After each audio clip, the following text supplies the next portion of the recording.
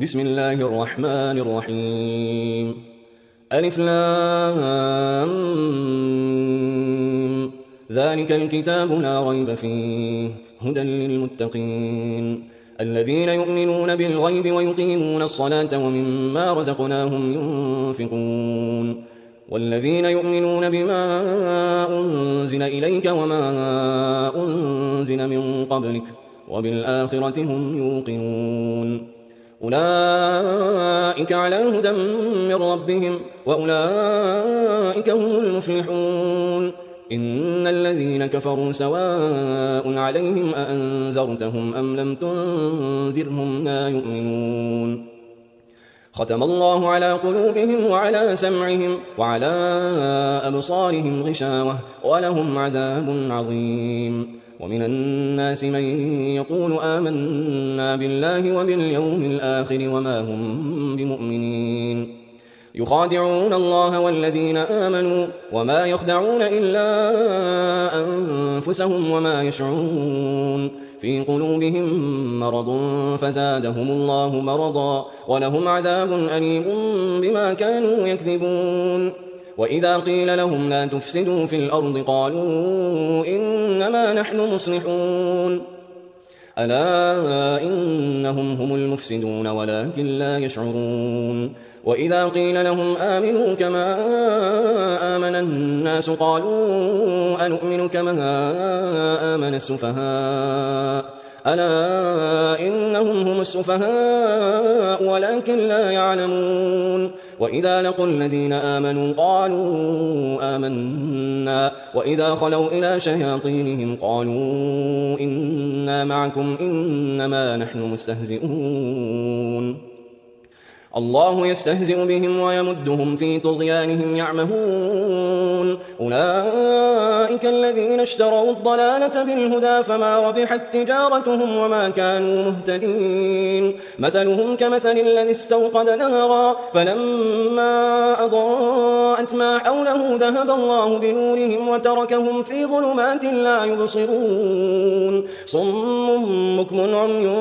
فهم لا يرجعون. أو كصيب من السماء فيه ظلمات ورعد وبرق يجعلون أصابعهم في آذانهم من الصواعق حذر الموت والله محيط بالكافرين. يكاد البرق يخطف أبصارهم كلما أضاء لهم مشوا فيه وإذا أظلم عليهم قاموا ولو شاء الله لذهب بسمعهم وأبصارهم إن الله على كل شيء قدير. يا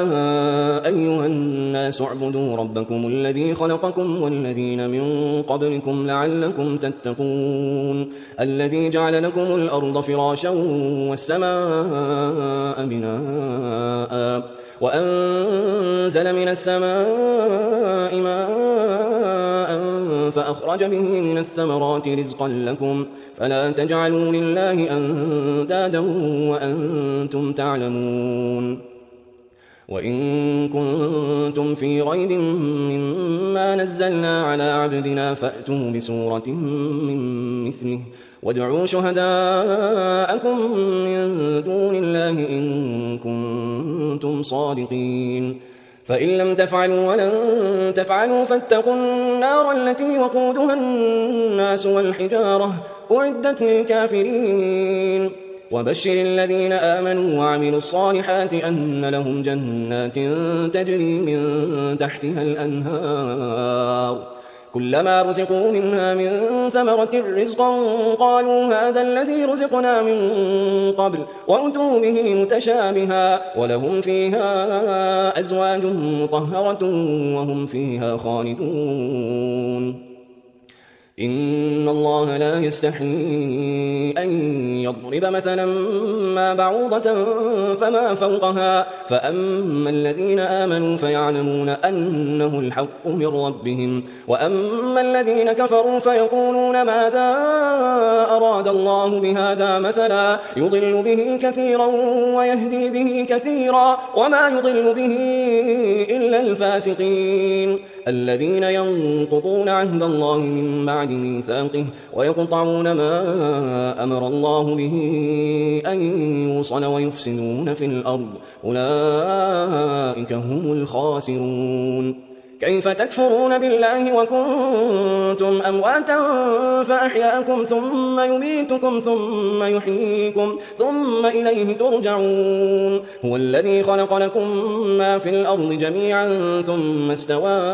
إلى السماء فسواهن 7 سماوات وهو بكل شيء عليم.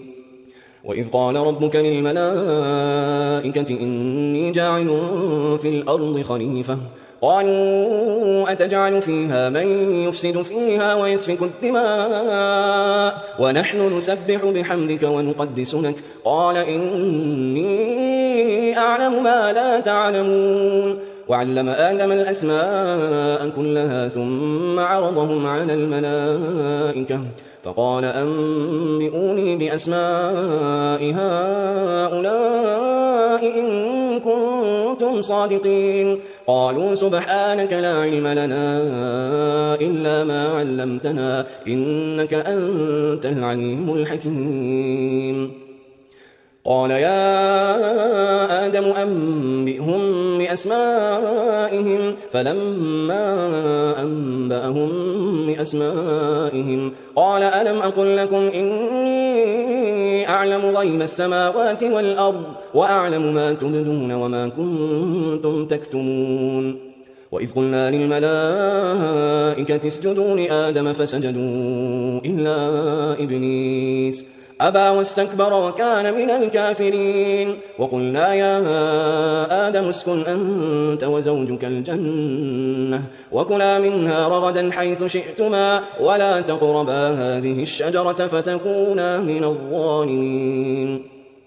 فأزلهما الشيطان عنها فأخرجهما مما كانا فيه وقلنا اهبطوا بعضكم لبعض عدو ولكم في الأرض مستقر ومتاع إلى حين. فتلقى آدم من ربه كلمات فتاب عليه إنه هو التواب الرحيم. قلنا اهبطوا منها جميعا فإما يأتينكم مني هدى فمن تبع هداي فلا خوف عليهم ولا هم يحزنون. والذين كفروا وكذبوا بآياتنا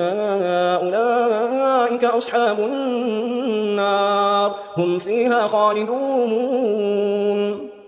يا بني إسرائيل اذكروا نعمتي التي أنعمت عليكم وأوفوا بعهدي أوف بعهدكم وإياي فارهبون. وآمنوا بما أنزلت مصدقا لما معكم ولا تكونوا أول كافر به ولا تشتروا بآياتي ثمنا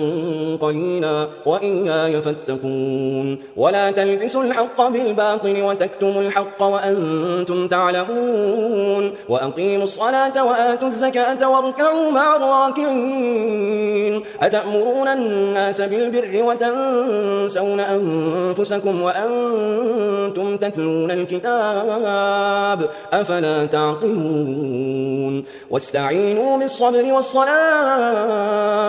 وإنها لكبيرة إلا على الخاشعين الذين يظنون أنهم ملاقو ربهم وأنهم إليه راجعون. يا بني إسرائيل اذكروا نعمتي التي أنعمت عليكم وأني فضلتكم على العالمين. واتقوا يوما لا تجزي نفس عن نفس شيئا ولا يقبل منها شفاعة ولا يؤخذ منها عدل ولا هم ينصرون. وإذ نجيناكم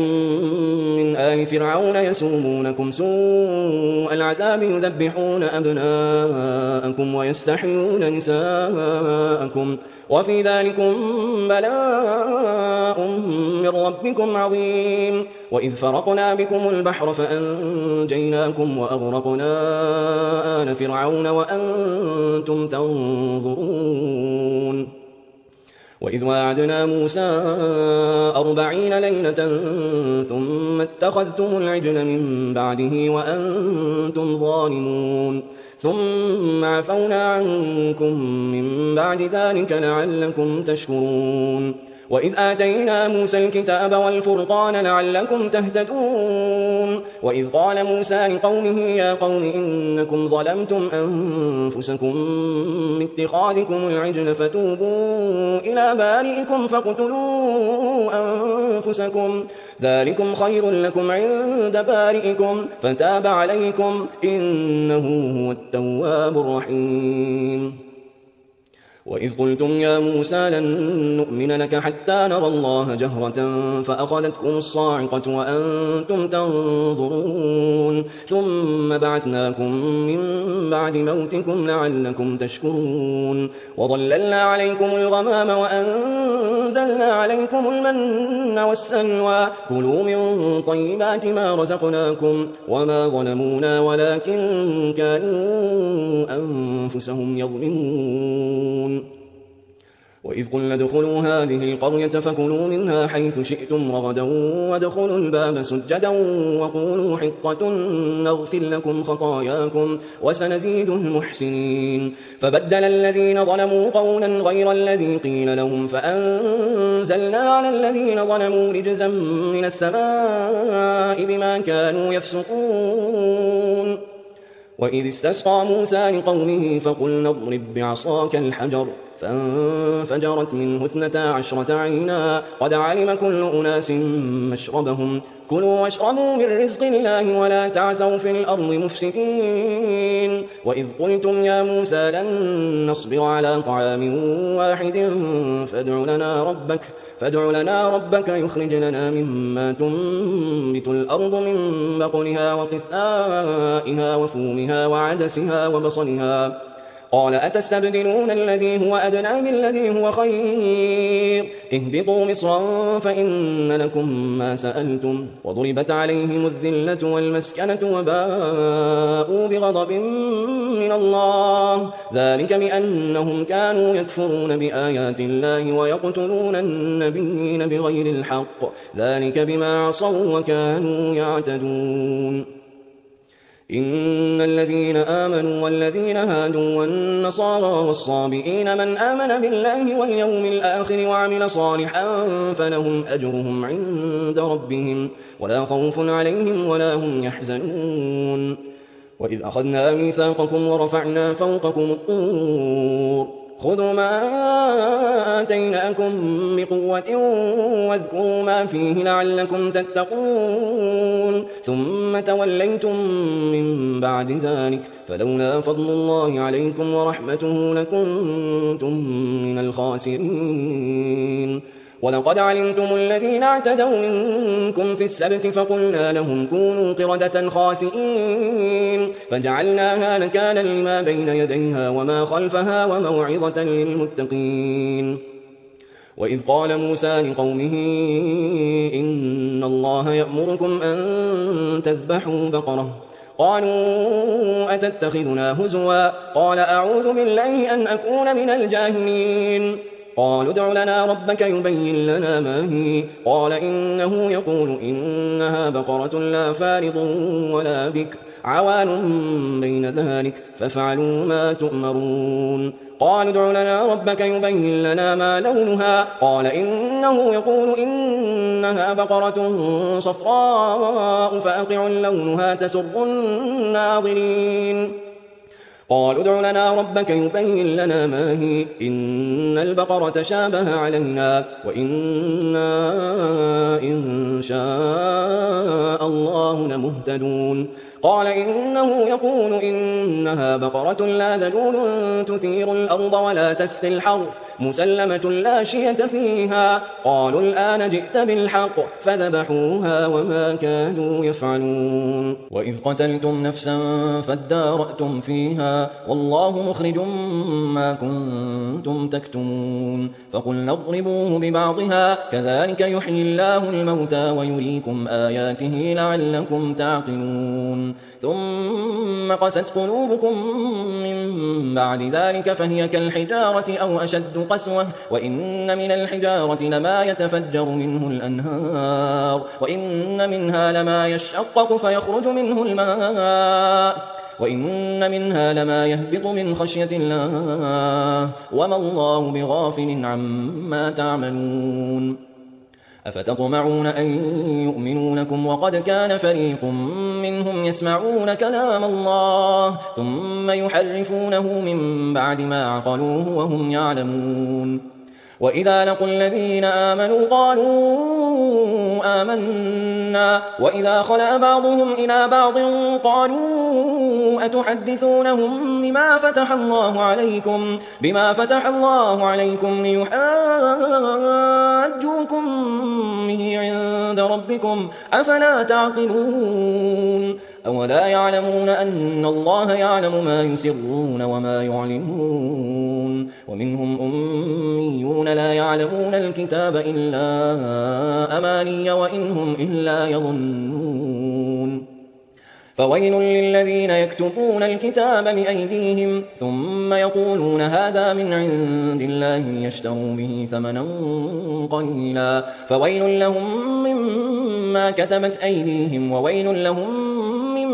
ما يكسبون وقالوا لن تمسنا النار إلا أياما معدودة قل اتخذتم عند الله عهدا فلن يخلف الله عهده أم تقولون على الله ما لا تعلمون بلى من كسب سيئة وأحاطت به خطيئته فأولئك أصحاب النار هم فيها خالدون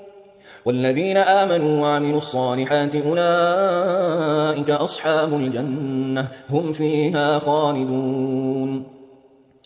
وإذ أخذنا ميثاق بني إسرائيل لا تعبدون إلا الله وبالوالدين إحسانا وذي القربى واليتامى والمساكين وقولوا للناس حسنا وأقيموا الصلاة وآتوا الزكاة ثم توليتم إلا قليلا منكم وأنتم معرضون وإذ أخذنا ميثاقكم لا تسفكون دماءكم ولا تخرجون أنفسكم من دياركم ثم أقررتم وأنتم تشهدون ثم أنتم هؤلاء تقتلون أنفسكم وتخرجون فريقا منكم من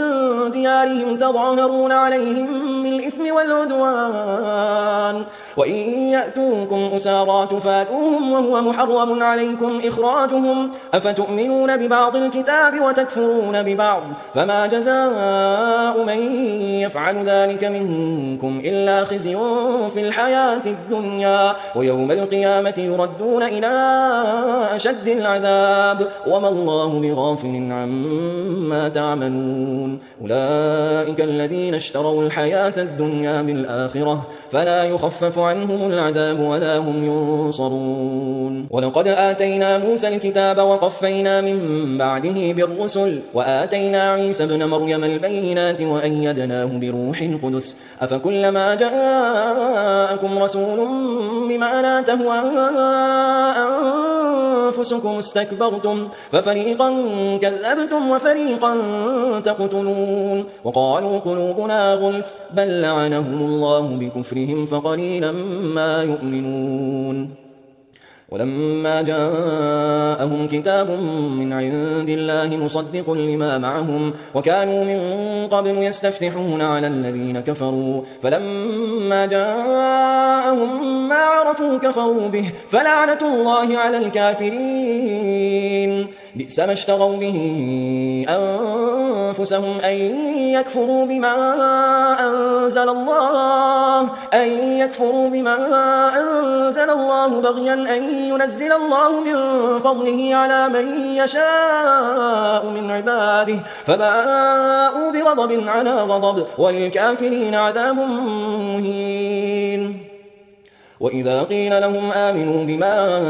أنزل الله قالوا نؤمن بما أنزل علينا ويكفرون بما وراءه وهو الحق مصدقا لما معهم قل فلم تقتلون أنبياء الله من قبل إن كنتم مؤمنين ولقد جاءكم موسى بالبينات ثم اتخذتم العجل من بعده وأنتم ظالمون وإذ أخذنا ميثاقكم ورفعنا فوقكم الطور خذوا ما آتيناكم بقوة واسمعوا قالوا سمعنا وعصينا وأشربوا في قلوبهم العجل بكفرهم قل بئس ما يأمركم به إيمانكم إن كنتم مؤمنين قل إن كانت لكم الدار الآخرة عند الله خالصة من دون الناس فتمنوا الموت إن كنتم صادقين ولن يتمنوا أبدا بما قدمت أيديهم والله عليم بالظالمين ولتجدنهم أحرص الناس على حياة ومن الذين أشركوا يود أحدهم لو يعمر 1000 سنة وما هو بمزحزحه من العذاب أن يعمر والله بصير بما يعملون قل من كان عدوا لجبريل فإنه نزله على قلبك بإذن الله مصدقا لما بين يديه وهدى وبشرى للمؤمنين من كان عدوا لله وملائكته ورسله وجبريل وميكال فإن الله عدو للكافرين ولقد أنزلنا إليك آيات بينات وما يكفر بها إلا الفاسقون أو كلما عاهدوا عهدا نبذه فريق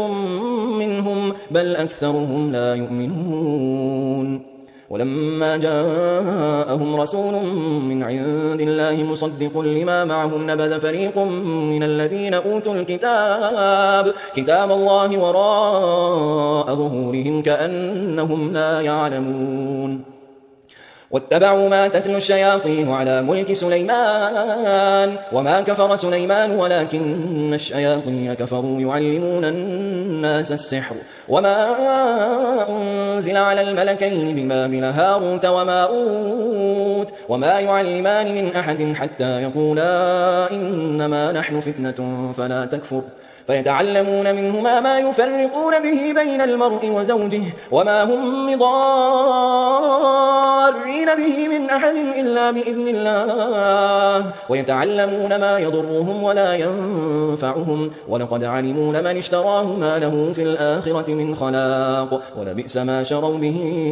أنفسهم لو كانوا يعلمون ولو أنهم آمنوا واتقوا لمثوبة من عند الله خير لو كانوا يعلمون يا أيها الذين آمنوا لا تقولوا راعنا وقولوا انظرنا واسمعوا وللكافرين عذاب أليم ما يود الذين كفروا من أهل الكتاب ولا المشركين أن ينزل عليكم من خير من ربكم والله يختص برحمته من يشاء والله ذو الفضل العظيم ما ننسخ من آية أو ننسها نأتي بخير منها أو مثلها ألم تعلم أن الله على كل شيء قدير ألم تعلم أن الله له ملك السماوات والأرض وما لكم من دون الله من ولي ولا نصير أم تريدون أن تسألوا رسولكم كما سئل موسى من قبل ومن يتبدل الكفر بالإيمان فقد ضل سواء السبيل ود كثير من أهل الكتاب لو يردونكم من بعد إيمانكم كفارا حسدا من عند أنفسهم من بعد ما تبين لهم الحق فاعفوا واصفحوا حتى يأتي الله بأمره إن الله على كل شيء قدير وأقيموا الصلاة وآتوا الزكاة وما تقدموا لأنفسكم من خير تجدوه عند الله إن الله بما تعملون بصير وقالوا لن يدخل الجنة إلا من كان هودا أو نصارى تلك أمانيهم قل هاتوا برهانكم إن كنتم صادقين بلى من أسلم وجهه لله وهو محسن فله أجره عند ربه ولا خوف عليهم ولا هم يحزنون وقالت اليهود ليست النصارى على شيء وهم يتلون الكتاب كذلك قال الذين لا يعلمون مثل قولهم فالله يحكم بينهم يوم القيامة فيما كانوا فيه يختلفون ومن أظلم ممن منع مساجد الله أن يذكر فيها اسمه وسعى في خرابها أولئك ما كان لهم أن يدخلوها إلا خائفين لهم في الدنيا خزي ولهم في الآخرة عذاب عظيم ولله المشرق والمغرب فأينما تولوا فثم وجه الله إن الله واسع عليم وقالوا اتخذ الله ولدا سبحانه بل له ما في السماوات والأرض كل له قانتون بديع السماوات والأرض وإذا قضى أمرا فإنما يقول له كن فيكون وقال الذين لا يعلمون لولا يكلمنا الله أو تأتينا آية كذلك قال الذين من قبلهم مثل قولهم تشابهت قلوبهم قد بينا الآيات لقوم يوقنون إنا أرسلناك بالحق بشيرا ونذيرا ولا تسأل عن أصحاب الجحيم ولن ترضى عنك اليهود ولا النصارى حتى تتبع ملتهم قل إن هدى الله هو الهدى ولئن اتبعت أهواءهم بعد الذي جاءك من العلم ما لك من الله من ولي ولا نصير الذين آتيناهم الكتاب يتلونه حق تلاوته أولئك يؤمنون به ومن يكفر به فأولئك هم الخاسرون يا بني إسرائيل اذكروا نعمتي التي أنعمت عليكم وأني فضلتكم على العالمين واتقوا يوما لا تجزي نفس عن نفس شيئا ولا يقبل منها عدل ولا تنفعها شفاعة ولا هم ينصرون وإذ ابتلى إبراهيم ربه بكلمات فأتمهن قال إني جاعلك للناس إماما قال ومن ذريتي قال لا ينال عهد الظالمين وإذ جعلنا البيت مثابة للناس وأمنا واتخذوا من مقام إبراهيم مصلى وعهدنا إلى إبراهيم وإسماعيل أن طهرا بيتي للطائفين والعاكفين والركع السجود وإذ قال إبراهيم رب اجعل هذا بلدا آمنا وارزق أهله من الثمرات من آمن منهم بالله واليوم الآخر قال ومن كفر فأمتعه قليلا ثم أضطره إلى عذاب النار وبئس المصير وإذ يرفع إبراهيم القواعد من البيت وإسماعيل ربنا تقبل منا إنك أنت السميع العليم ربنا وجعلنا مسلمين لك ومن ذريتنا أمة مسلمة لك وأرنا مناسكنا وتب علينا إنك أنت التواب الرحيم ربنا وابعث فيهم رسولا منهم يتلو عليهم آياتك ويعلمهم الكتاب والحكمة ويزكيهم إنك أنت العزيز الحكيم ومن يرغب عن ملة إبراهيم إلا من سفه نفسه ولقد اصطفيناه في الدنيا وإنه في الآخرة لمن الصالحين إذ قال له ربه أسلم قال أسلمت لرب العالمين ووصى بها إبراهيم بنيه ويعقوب يا بني إن الله اصطفى لكم الدين فلا تموتن إلا وأنتم مسلمون أم كنتم شهداء إذ حضر يعقوب الموت إذ قال لبنيه ما تعبدون من بعدي قالوا نعبد إلهك وإله آبائك إبراهيم وإسماعيل وإسحاق إلها واحدا ونحن له مسلمون تلك أمة قد خلت لها ما كسبت ولكم ما كسبتم ولا تسألون عما كانوا يعملون وقالوا كونوا هودا أو نصارى تهتدوا قل بل ملة إبراهيم حنيفا وما كان من المشركين قولوا آمنا بالله وما أنزل إلينا وما أنزل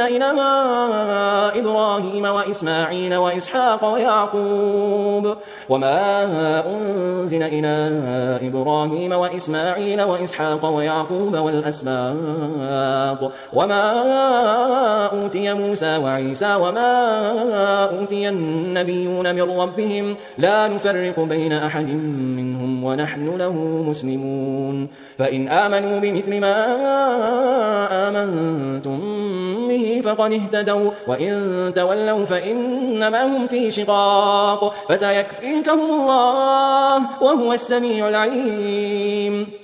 صبغة الله ومن أحسن من الله صبغة ونحن له عابدون قل أتحاجوننا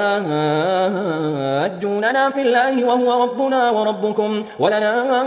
أعمالنا ولكم أعمالكم ونحن له مخلصون أم تقولون إن إبراهيم وإسماعيل وإسحاق ويعقوب والأسباط كانوا هودا أو نصارى قل أأنتم أعلم أم الله ومن أظلم ممن كتم شهادة عنده من الله وما الله بغافل عما تعملون تلك أمة قد خلت لها ما كسبت ولكم ما كسبتم ولا تسألون عما كانوا يعملون سيقول السفهاء من الناس ما ولاهم عن قبلتهم التي كانوا عليها قل لله المشرق والمغرب يهدي من يشاء إلى صراط مستقيم وكذلك جعلناكم أمة وسطا لتكونوا شهداء على الناس ويكون الرسول عليكم شهيدا وما جعلنا القبلة التي كنت عليها إلا لنعلم من يتبع الرسول ممن ينقلب على عقبيه وإن كانت لكبيرة إلا على الذين هدى الله وما كان الله ليضيع إيمانكم إن الله بالناس لرؤوف رحيم قد نرى تقلب وجهك في السماء فلنولينك قبلة ترضاها فول وجهك شطر المسجد الحرام وحيث ما كنتم فولوا وجوهكم شطره وإن الذين أوتوا الكتاب ليعلمون أنه الحق من ربهم وما الله بغافل عما يعملون ولئن أتيت الذين أوتوا الكتاب بكل آية ما تبعوا قبلتك وما أنت بتابع قبلتهم وما بعضهم بتابع قبلة بعض ولئن اتبعت أهواءهم من بعد ما جاءك من العلم إنك إذا لمن الظالمين الذين آتيناهم الكتاب يعرفونه كما يعرفون أبناءهم وإن فريقا منهم ليكتمون الحق وهم يعلمون الحق من ربك فلا تكونن من الممترين ولكل وجهة هو موليها فاستبقوا الخيرات أينما تكونوا يأت بكم الله جميعا إن الله على كل شيء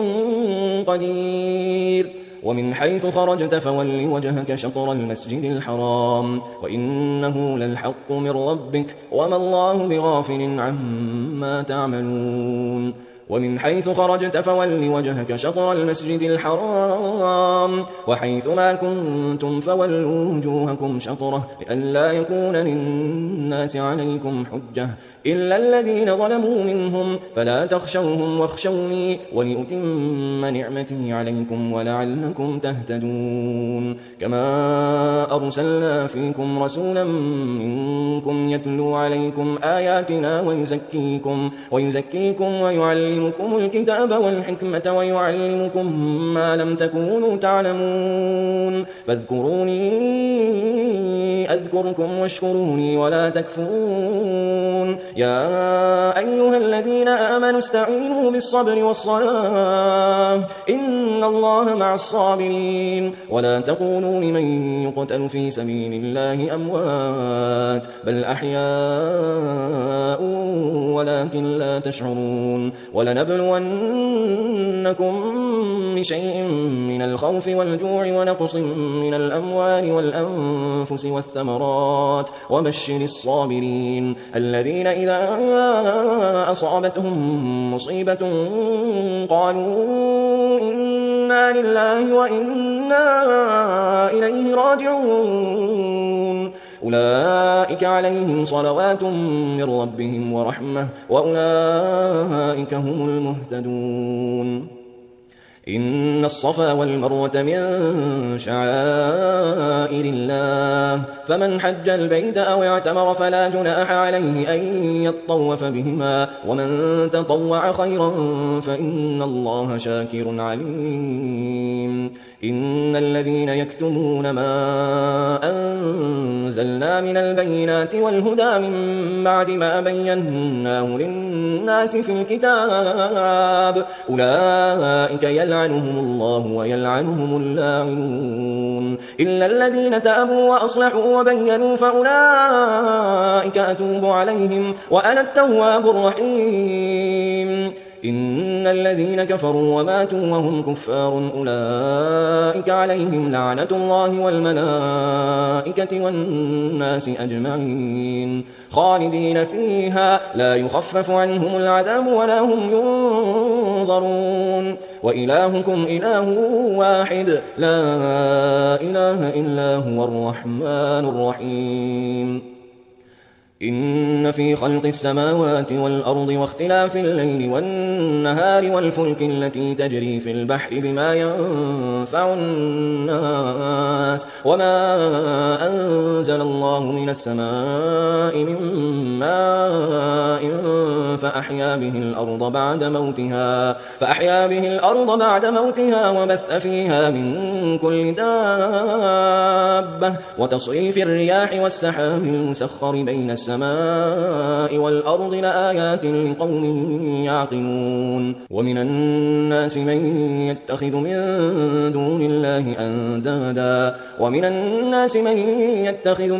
دون الله أندادا يحبونهم كحب الله والذين آمنوا أشد حبا لله ولو يرى الذين ظلموا إذ يرون العذاب أن القوة لله جميعا وأن الله شديد العذاب إذ تبرأ الذين اتبعوا من الذين اتبعوا ورأوا العذاب وتقطعت بهم الأسباب وقال الذين اتبعوا لو أن لنا كرة فنتبرأ منهم كما تبرأوا منا كذلك يريهم الله أعمالهم حسرات عليهم وما هم بخارجين من النار يا أيها الناس كلوا مما في الأرض حلالا طيبا ولا تتبعوا خطوات الشيطان إنه لكم عدو مبين إنما يأمركم بالسوء والفحشاء وأن تقولوا على الله ما لا تعلمون وإذا قيل لهم اتبعوا ما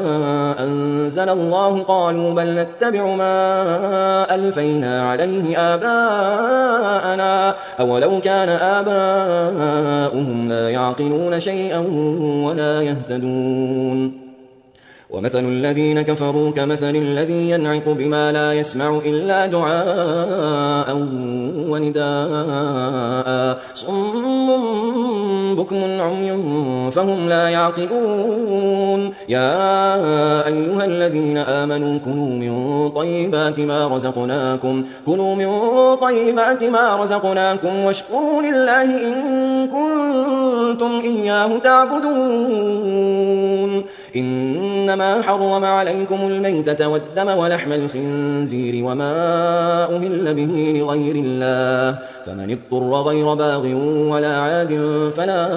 إثم عليه إن الله غفور رحيم إن الذين يكتمون ما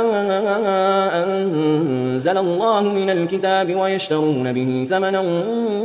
قليلا أولئك ما يأكلون في بطونهم إلا النار ولا يكلمهم الله يوم القيامة ولا يزكيهم ولهم عذاب أليم أولئك الذين اشتروا الضلالة بالهدى والعذاب بالمغفرة فما أصبرهم على النار ذلك بأن الله نزل الكتاب بالحق وإن الذين اختلفوا في الكتاب لفي شقاق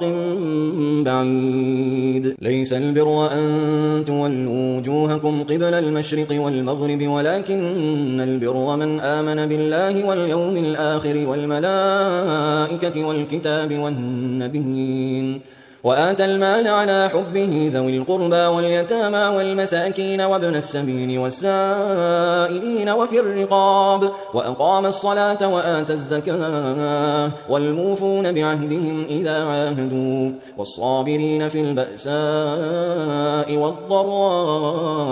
وحين البأس أولئك الذين صدقوا وأولئك هم المتقون يا أيها الذين آمنوا كتب عليكم القصاص في القتلى الحر بالحر والعبد بالعبد والأنثى بالأنثى فمن عفي له من أخيه شيء فاتباع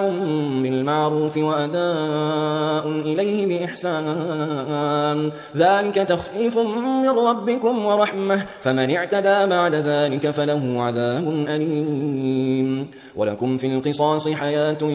يا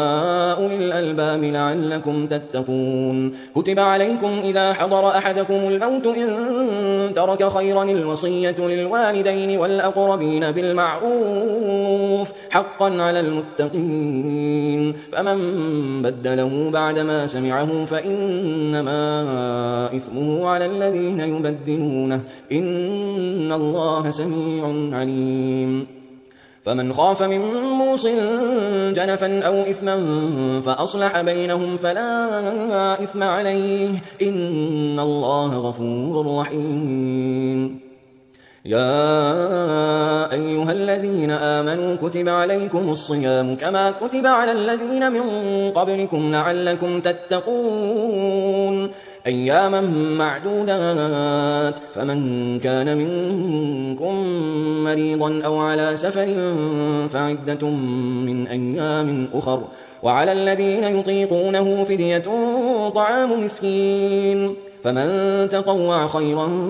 فهو خير له وأن تصوموا خير لكم إن كنتم تعلمون شهر رمضان الذي أنزل فيه القرآن هدى للناس وبينات من الهدى والفرقان فمن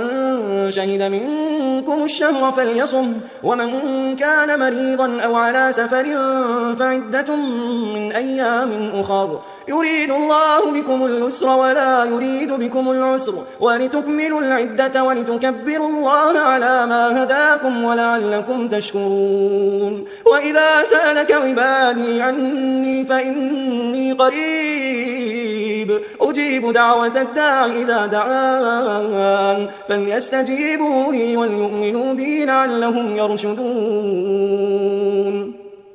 أحل لكم ليلة الصيام الرفث إلى نسائكم هن لباس لكم وأنتم لباس لهن علم الله أنكم كنتم تختانون أنفسكم فتاب عليكم وعفى عنكم فالآن باشروهن وابتغوا ما كتب الله لكم وكلوا واشربوا حتى يتبين لكم الخيط الأبيض من الخيط الأسود من الفجر ثم أتموا الصيام إلى الليل ولا تباشروهن وأنتم عاكفون في المساجد تلك حدود الله فلا تقربوها كذلك يبين الله آياته للناس لعلهم يتقون ولا تأكلوا أموالكم بينكم بالباطل وتدلوا بها إلى الحكام لتأكلوا فريقا من أموال الناس بالإثم وأنتم تعلمون يسألونك عن الأهلة قل هي مواقيت للناس والحج وليس البر بأن تأتوا البيوت من ظهورها ولكن البر من اتقى وأتوا البيوت من أبوابها واتقوا الله لعلكم تفلحون وقاتلوا في سبيل الله الذين يقاتلونكم ولا تعتدوا إن الله لا يحب المعتدين وقتلوهم حيث ثقفتموهم وأخرجوهم من حيث أخرجوكم والفتنة أشد من القتل ولا تقاتلوهم عند المسجد الحرام حتى يقاتلوكم فيه فإن قاتلوكم فاقتلوهم كذلك جزاء الكافرين فإن انتهوا فإن الله غفور رحيم وقاتلوهم حتى لا تكون فتنة ويكون الدين لله فإن انتهوا فلا عدوان إلا على الظالمين الشهر الحرام بالشهر الحرام والحرمات قصاص فمن اعتدى عليكم فاعتدوا عليه بمثل ما اعتدى عليكم واتقوا الله واعلموا أن الله مع المتقين وأنفقوا في سبيل الله ولا تلقوا بأيديكم إلى التهلكة وأحسنوا إن الله يحب المحسنين وأتموا الحج والعمرة لله فإن أحصرتم فما استيسر من الهدي ولا تحلقوا رؤوسكم حتى يبلغ الهدي محله فمن كان منكم مريضا أو به أذى من رأسه ففدية من صيام أو صدقة أو نسك فإذا أمنتم فمن تمتع بالعمرة إلى الحج فما استيسر من الهدي فمن لم يجد فصيام 3 أيام في الحج و7 إذا رجعتم تلك 10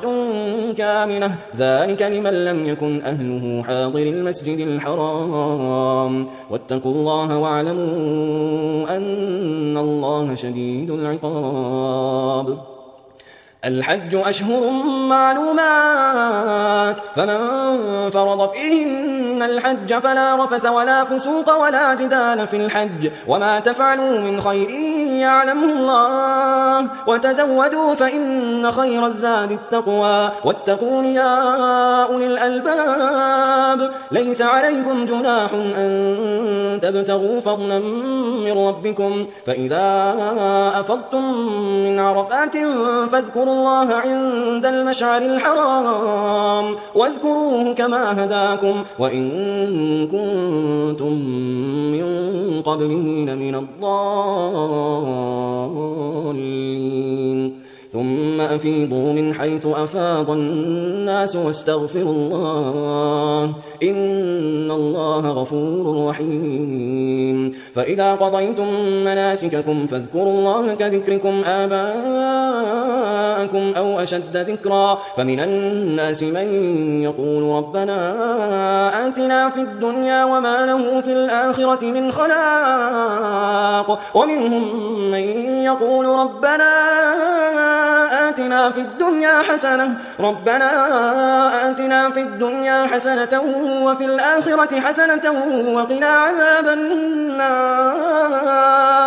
أولئك لهم نصيب مما كسبوا والله سريع الحساب واذكروا الله في أيام معدودات فمن تعجل في يومين فلا إثم عليه ومن تأخر فلا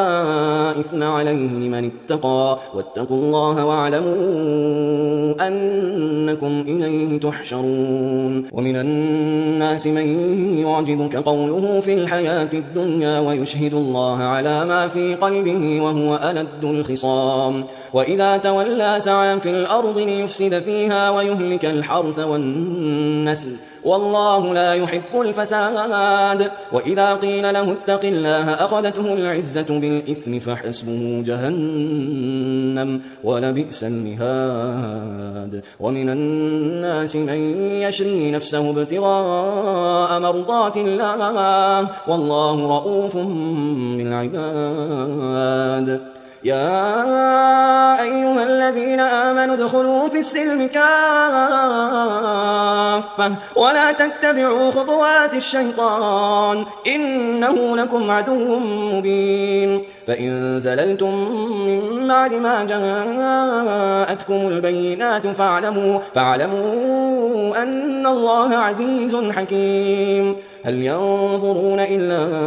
أن يأتيهم الله في ظلل من الغمام والملائكة وقضي الأمر وإلى الله ترجع الأمور سل بني إسرائيل كم آتيناهم من آية بينة ومن يبدل نعمة الله من بعد ما جاءته فإن الله شديد العقاب زين للذين كفروا الحياة الدنيا ويسخرون من الذين آمنوا والذين اتقوا فوقهم يوم القيامة والله يرزق من يشاء بغير حساب كان الناس أمة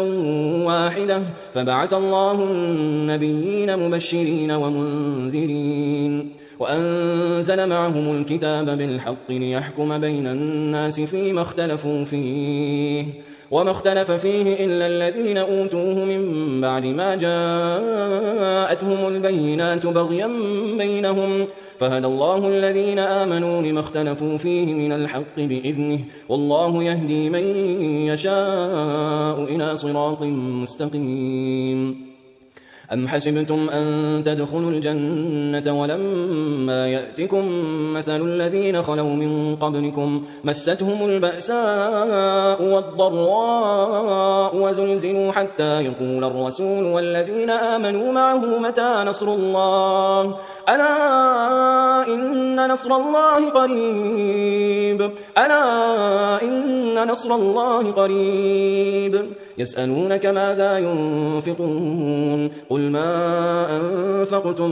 من خير فللوالدين والأقربين واليتامى والمساكين وابن السبيل وما تفعلوا من خير فإن الله به عليم كتب عليكم القتال وهو كره لكم وعسى أن تكرهوا شيئا وهو خير لكم وعسى أن تحبوا شيئا وهو شر لكم والله يعلم وأنتم لا تعلمون يسألونك عن الشهر الحرام قتال فيه قل قتال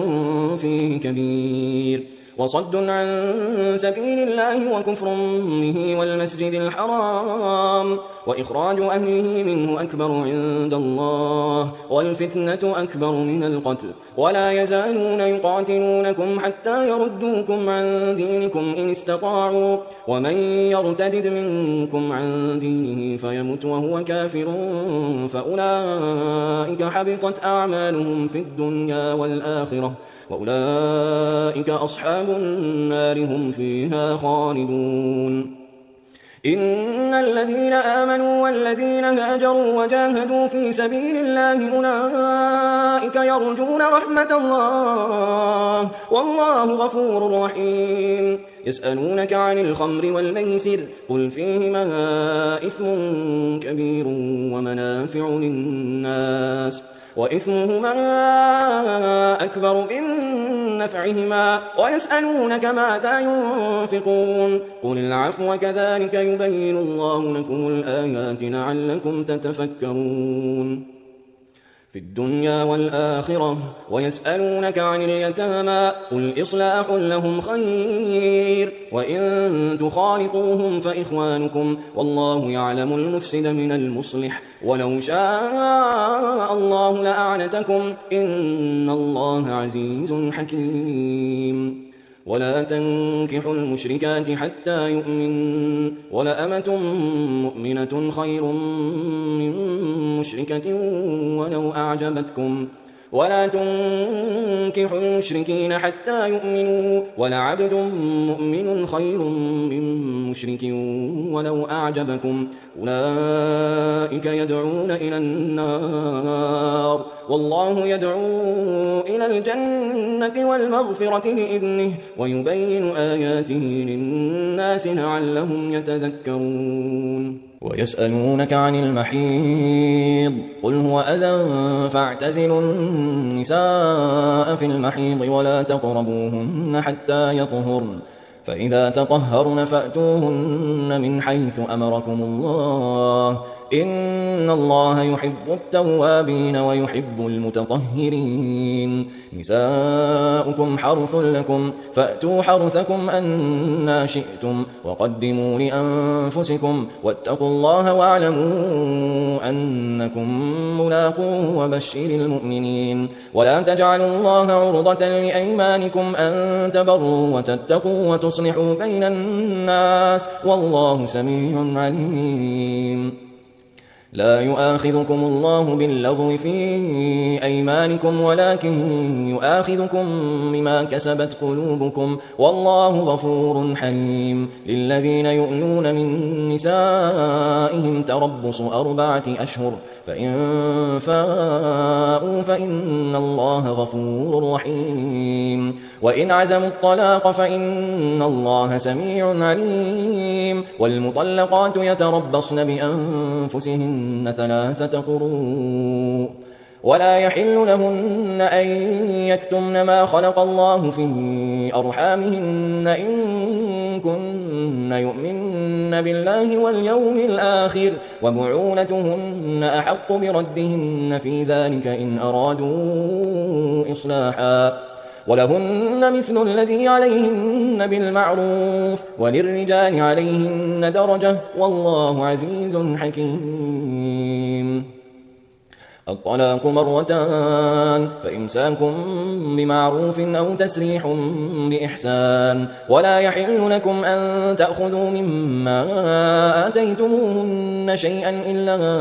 أن يخافا ألا يقيما حدود الله. فإن خفتم ألا يقيما حدود الله فلا جناح عليهما فيما افتدت به. تلك حدود الله فلا تعتدوها ومن يتعد حدود الله فأولئك هم الظالمون. فإن طلقها فلا تحل له من بعد حتى تنكح زوجا غيره. فإن طلقها فلا جناح عليهما أن يتراجعا إن ظنا أن يقيما حدود الله وتلك حدود الله يبينها لقوم يعلمون. وإذا طلقتم النساء فبلغن أجلهن فأمسكوهن بمعروف أو سرحوهن بمعروف ولا تمسكوهن ضرارا لتعتدوا ومن يفعل ذلك فقد ظلم نفسه. ولا تتخذوا آيات الله هزوا واذكروا نعمة الله عليكم وما أنزل عليكم من الكتاب والحكمة يعظكم به واتقوا الله واعلموا أن الله بكل شيء عليم. وإذا طلقتم النساء فبلغن أجلهن فلا تعضلوهن أن ينكحن أزواجهن إذا تراضوا بينهم بالمعروف. ذلك يوعظ به من كان منكم يؤمن بالله واليوم الآخر ذلكم أزكى لكم وأطهر والله يعلم وأنتم لا تعلمون. والوالدات يرضعن أولادهن حولين كاملين لمن أراد أن يتم الرضاعة وعلى المولود له رزقهن وكسوتهن بالمعروف لا تكلف نفس إلا وسعها لا تضار والدة بولدها ولا مولود له بولده وعلى الوارث مثل ذلك فإن أرادا فصالا عن تراض منهما وتشاور فلا جناح عليهما. وإن أردتم أن تسترضعوا أولادكم فلا جناح عليكم إذا سلمتم ما آتيتم بالمعروف واتقوا الله واعلموا أن الله بما تعملون بصير. والذين يتوفون منكم ويذرون أزواجا يتربصن بأنفسهن 4 أشهر و10 فإذا بلغن أجلهن فلا جناح عليكم فيما فعلن في أنفسهن بالمعروف والله بما تعملون خبير. ولا جناح عليكم فيما عرضتم به من خطبة النساء أو أكننتم في أنفسكم علم الله أنكم ستذكرونهن ولكن لا تواعدوهن سرا إلا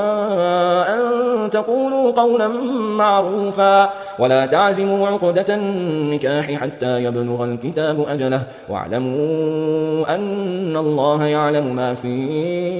أنفسكم فاحذروه واعلموا أن الله غفور حليم لا جناح عليكم إن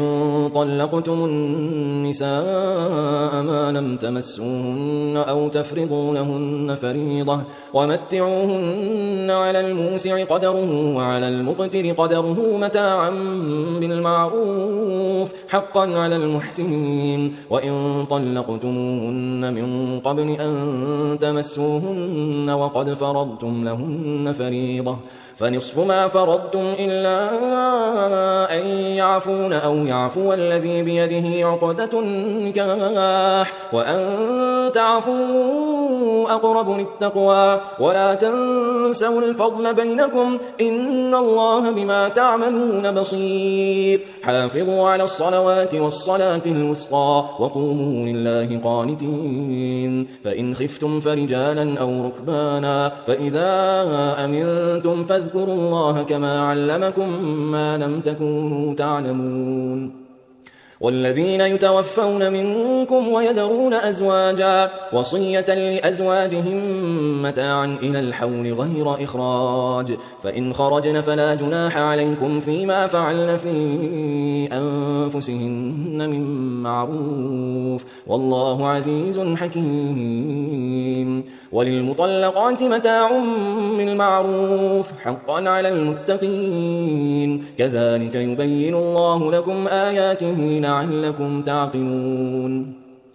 ألم تر إلى الذين خرجوا من ديارهم وهم ألوف حذر الموت فقال لهم الله موتوا ثم أحياهم إن الله لذو فضل على الناس ولكن أكثر الناس لا يشكرون وقاتلوا في سبيل الله واعلموا أن الله سميع عليم من ذا الذي يقرض الله قرضا حسنا فيضاعفه له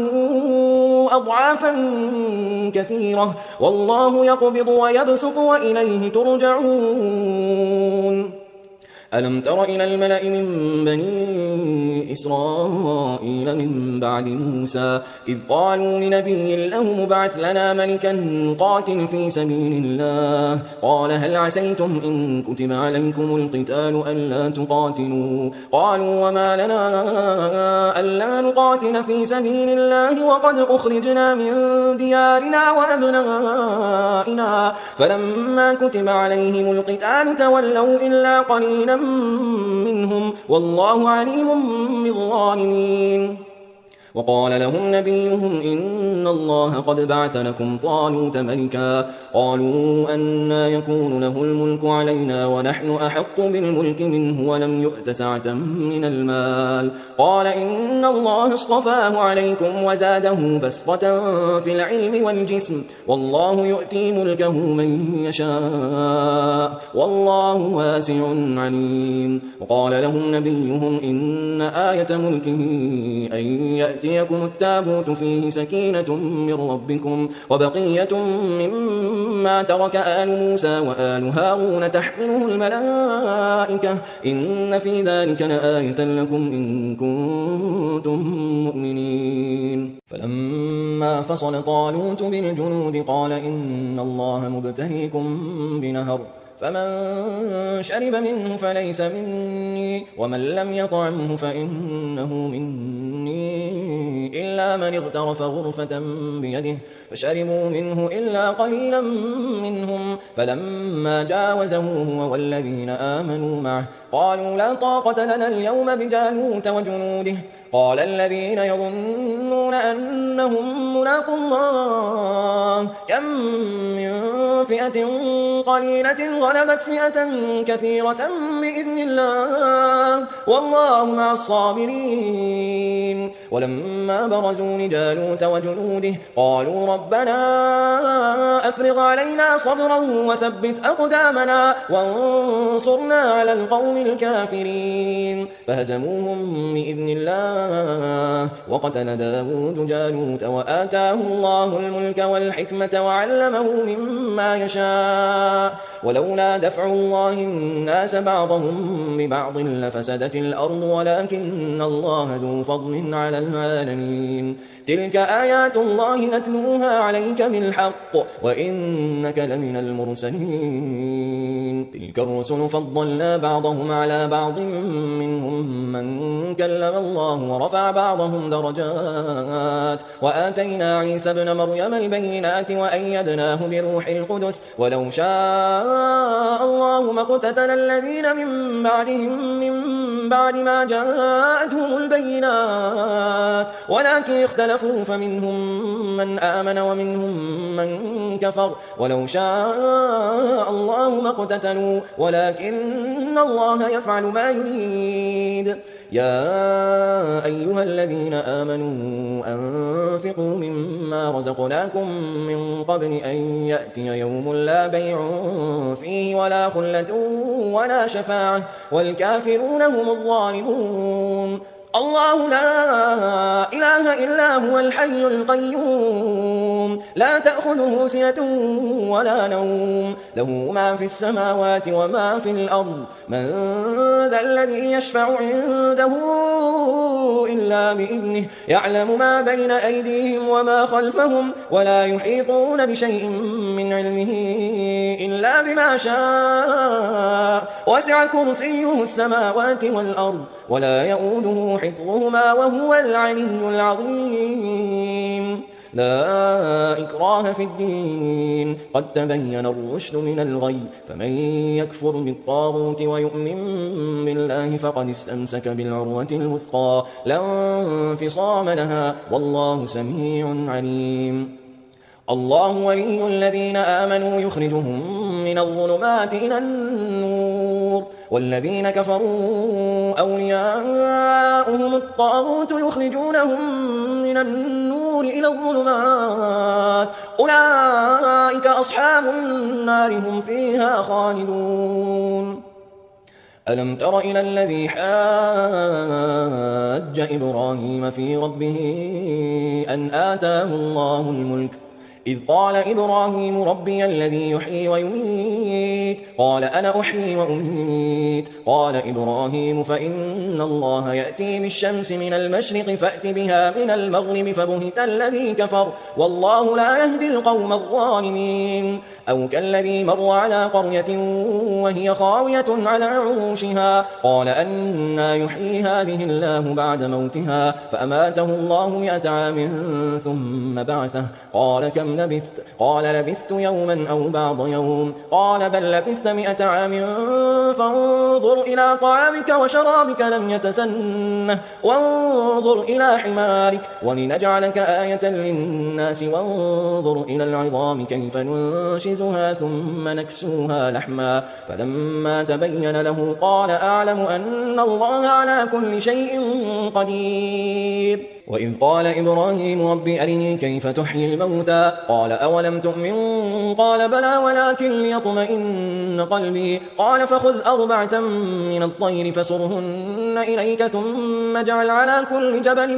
منهن جزءا ثم ادعهن يأتينك سعيا واعلم أن الله عزيز حكيم. مثل الذين ينفقون أموالهم في سبيل الله كمثل حبة أنبتت 7 سنابل في كل سنبلة 100 حبة والله يضاعف لمن يشاء والله واسع عليم. الذين ينفقون أموالهم في سبيل الله ثم لا يتبعون ما أنفقوا منا ولا أذى لهم أجرهم عند ربهم ولا خوف عليهم ولا هم يحزنون. قول معروف ومغفرة خير من صدقة يتبعها أذى والله غني حليم. يا أيها الذين آمنوا لا تبطلوا صدقاتكم